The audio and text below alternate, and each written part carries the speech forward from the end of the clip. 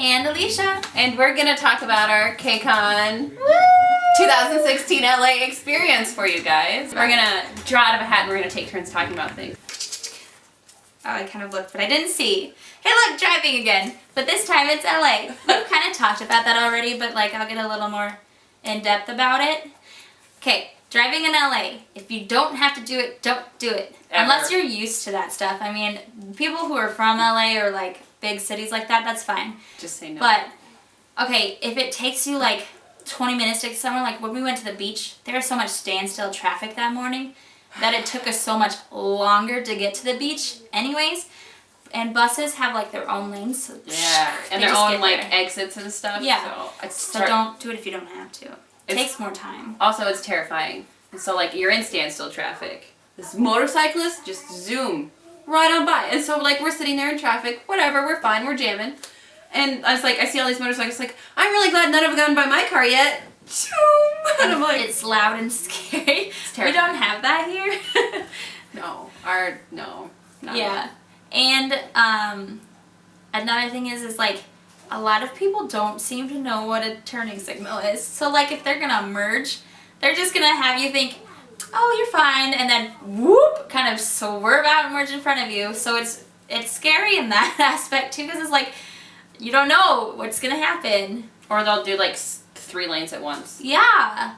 People are scary there, but you know, it happens. But I mean, we would turn our signal on to get over a lane and people would let us through. There were some nice people. And so it wasn't, I mean, every time I got in the car from driving, I was shaking, so I just would rather not do that. It's nerve-wracking. Even if you're not driving, you're just in the car. It's nerve-wracking because you're like, what's going to happen next? Except for when we were in the Uber. I felt a million times better. Because they really know how to do it. They're just like, yeah, no. Don't drive in LA if you don't have to. Yeah. I got friends. We met some really great people in line. Dustin, Delana, and Allison. And we ended up spending like the whole KCON with them. Mm-hmm. But they just, on Thursday pre-registration, they were just in front of us. And Jennifer, you've seen her in a couple of our other things. She went with us. She said something and Allison laughed. And then we all kind of just started talking together. And we were just like, hey, maybe we'll see you tomorrow. And then Alicia saw them and brought them into line with us, and we really just ended up hanging out with them every day. It was really great. The funny thing is that before we started talking to them in the line, we were just like, Dustin was dancing to every song, and I was just like, how cool that fanboy is that he knows all the things. And then they were all talking and being so cute because they were introduced, like, they were talking about where they were from, and I was like, oh, they just met in line. How cute is that? And I was like, wouldn't it be cute if we met people and just, like, talk to them? Because, like, it's your people. Everywhere we went, there's K-pop. I felt we're so friendly. at home. Like, you can dance, you can sing, you can do whatever. You can fangirl, fanboy. No one will judge you. No. Because they're going to do it right with you. Yeah, and then Allison laughed at Jennifer's sort of dirty joke. And ever since then, it was friendship. Yeah. Yes. It was really, like, the thing about KCON is, like, anybody there could be everyone was friendly. Your next friend, yeah. Yeah, because when we were waiting in line for standing day 2, we met some people and talked about our biases and stuff, and, like, one of the girls was 16 and one of them was our age, and it was just like, doesn't matter what age you are, because the people we hung out with were 12, 14, and 18, so significantly younger than us. But, like, they didn't judge us for liking They didn't believe us that we were. Yeah, moms with kids. But, like, everyone was so nice, and they were all into the same things as you. So this is why I don't get fan wars. We all love K-pop. Let's just be happy and love each other. You know, peace within the K-pop world. Oh, and we also helped out a local with the bus, which was weird. Well, he didn't want to drive during the convention times, which I totally get, because there's people like, hey, do you know what bus to use? And we're just like, yeah. Yeah. But I mean, we met a lot of people, and it was great because like everybody has like the same likes, and so you can instantly get along with them. Yes. Friends are great. It really felt like we were with our people. Yeah, it did. People, my people. Oh, I can't. The hat is betraying me. It's your hat, Kim. I know it's my hat. You were never one. SpongeBob jokes. Registration. Okay, so we kind of talked about that too. Because we just keep talking about things. It was exciting. But, so 6.5 hours. Check-in was Thursday, Friday, Saturday. Or was there a Sunday check-in? Yeah, there was a Sunday check-in. So definitely if you can do it Thursday, do it. But try to get there early and get in line early so that you actually get registered on Thursday. Because they will be like, hey, we're closing. Goodbye. Like, we were almost in that cutoff. Yeah. It's terrifying. Yeah. They actually, they were pretty disorganized about it the first day, so hopefully the next few days they're better about it, but they actually were forgetting about the outside people, even though they lined us up outside, and they were letting people who were just coming in get into the inside line.